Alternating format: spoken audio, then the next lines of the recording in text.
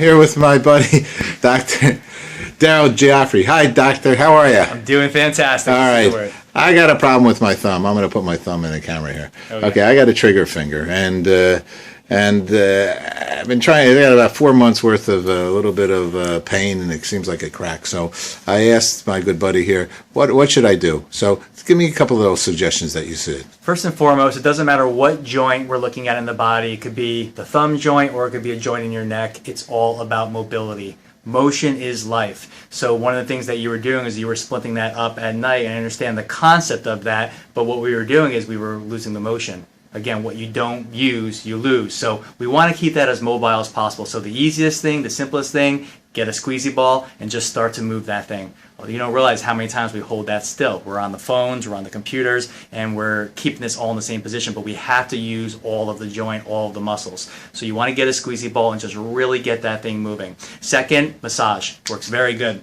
So you just get right into that joint. If the tendon's running this way, you want to go across that. It's a technique called cross friction massage. Works great with shoulders, works great with knees. For you in this instance, works perfect in that. So you'll just go right into where you're feeling that tight tendon, which we showed you, or that tight muscle, which runs this way, and you're just going to go across it and rub like that for about 15 to 30 seconds. You got to understand that tendons and ligaments are what they call avascular. They don't have their own blood supply. So the whole purpose of this is getting blood into that tissue. Why? Because what does blood have? Nutrients. Blood is life, and it's going to bring all of that healing fluids to actually heal the tissue. So when you go across like that, it's actually going to end up making it looser, and it's going to end up giving you the mobility back. And again, the third thing I could say is consistency and repetition.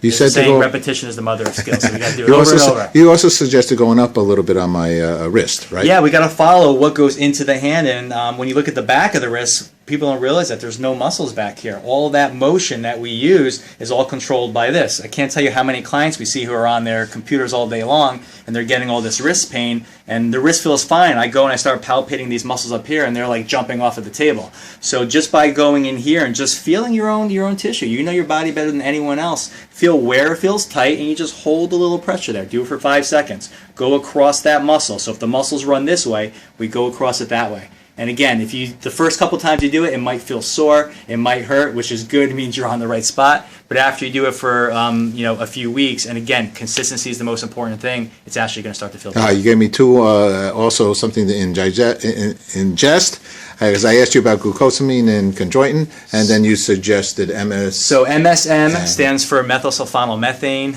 That's what I call MSM for short. A lot of people are using glucosamine and chondroitin sulfate. It's been very popular for years. The reason why I tell all my patients to use MSM by itself and not the glucosamine and chondroitin sulfate is those two, it's a larger molecule. It's hard, when I say larger molecule, it's harder for your body to absorb it and simulate those. MSM is a much smaller molecule. We have this from a plant-based ingredient, and again, it's just much better for the body. It works on inflammation. It goes in and repairs the tissue where inflammation has had its damage, and it's just a really good systemic lower of inflammation. It's one of my favorite products. And an ointment, you suggested some ointment. The other one is something called Tramil. A lot of people heard of arnica. Arnica is one of the major ingredients in this. What I love about this, first and foremost, is it doesn't smell.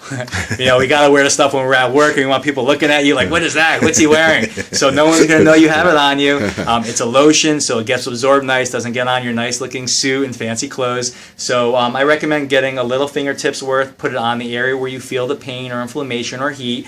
And this is great for two things. Number one, it lowers inflammation. Number two, it helps with muscle pain. What's good news for you, sir? Good news is my baby's going to be here in a couple of weeks, so I'm very grateful. Life is doing great. I'm just happy to be here. And here you're located at? We're at 16 East 79th Street, Suite G4, between Madison and 5th Avenue.